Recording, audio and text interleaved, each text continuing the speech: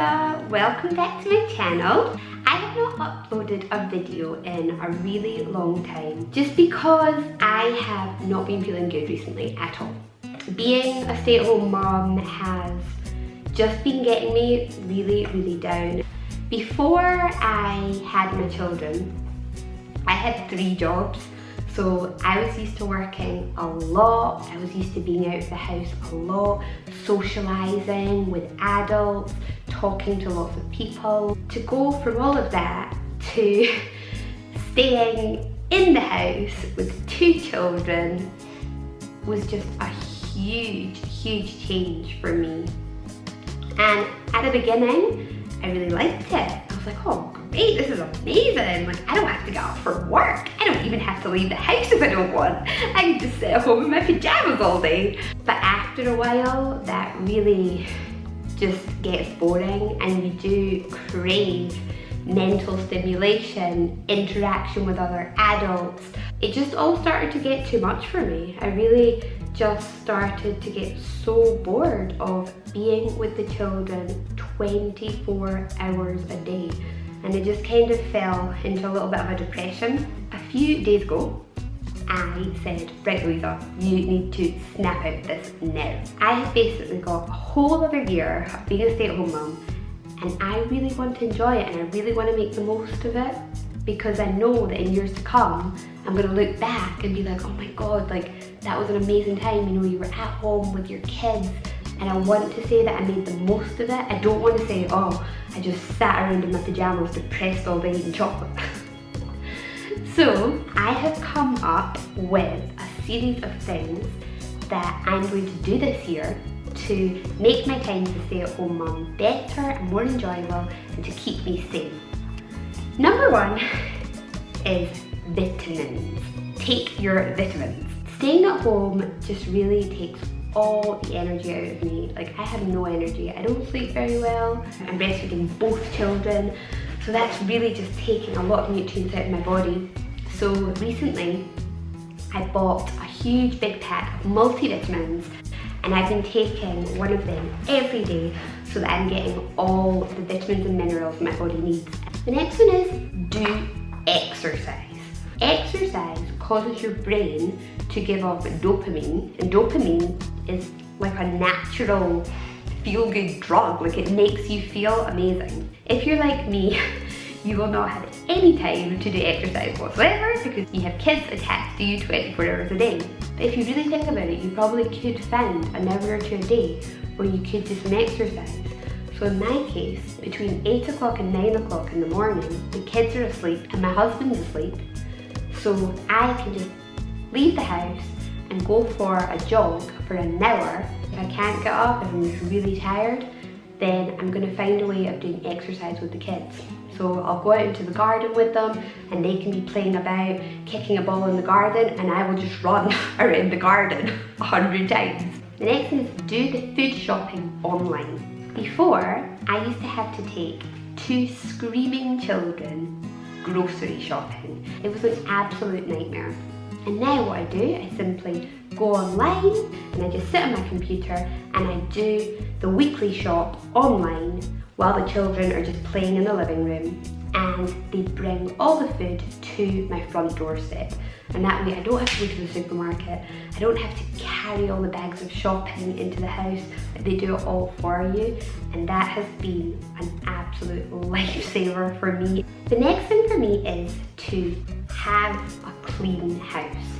For me, mess causes stress. If my house is untidy and disorganized and all a mess, like, it makes me feel disorganized in my head, if that makes sense. For me, it's really important to have a clean, organized, tidy house, and that just makes me feel more in control. The next thing that I am going to do is to spend quality time with my husband. Now, if you are a single mom, and this still applies, just spending quality time by yourself. Quality time, no children around, just for 1 hour before you go to bed. Up until now, I have been going to sleep with my kids.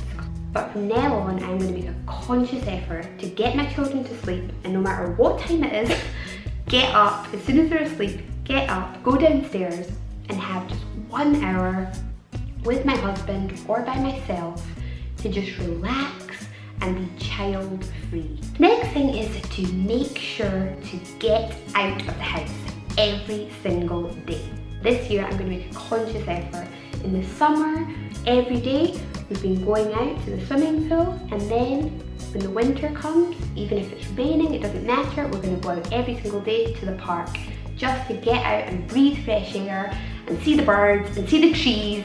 The next thing I want to do is to socialize with other mums, or just socialize with other people. Just make sure I get some kind of interaction.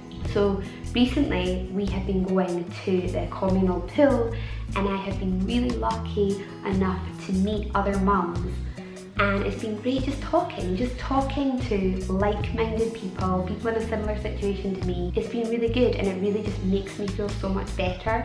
I'm going to make a conscious effort this year, when I go out every day, if I do see any other mums in the park, make that effort to go up and talk to them. I mean, they might not want to talk to me, they might kind of be like, go away.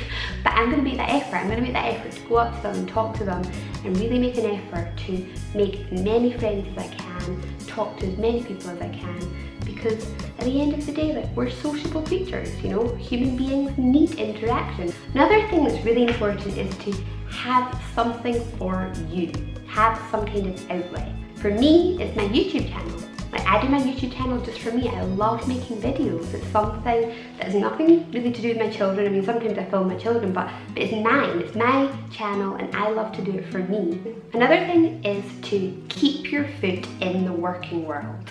It can be really easy to just, you leave your job, you're a stay-at-home mom, and that's it. You lose all career prospects, and you just dedicate yourself fully to being a stay-at-home mom. But what happens if one day you do want to go back to work? What happens if one day your husband loses his job and you need to earn money?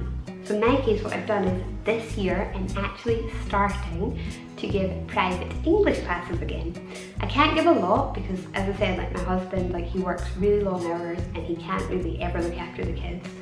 But we've managed to find 2 hours every week where he can look after the kids and I can go and teach English. I'm also looking into doing my teacher's training, and if I manage to get that, then I can become a secondary school teacher. And it's great because I feel like when my time as a stay-at-home mum comes to an end, I will then be able to go and find a job. The last one is to spend quality time with your children. Yesterday, for an hour, I just lay down on the floor in the living room and I started tickling both of my daughters, and we just started playing and laughing for a whole hour. And it's therapy. Children are actually therapy. They make you so happy. As a stay-at-home mum, I'm all about what do my children need and obligations, and right, my children must eat, my children need a shower, my children need to be learning, and it's all what things I need to do for my children, and I never really factor in things why don't we just lie on the floor and start laughing together, and why don't I just start tickling them and goofing around with them. And it's so important to do that because they are the memories that your kids are going to have, and they're the memories that you're going to have. So this year, I think I'm definitely going to make an effort for once a day for an hour just to get on the floor and roll about with my kids, roll about on the floor and tickle them and laugh. So that's the plan. That is the plan for this year. Hopefully I will stick to doing all of these things, and I think if I can, then this year is going to be a really, really good year as a stay-at-home mum. So I hope you liked these tips. If you have any more tips on how to stay sane as a stay-at-home mum, then please leave them in the comments down below. Tell me what you do to make your time as a stay-at-home mum more enjoyable. I hope you enjoyed this video, and I will see everyone in my next video. Bye!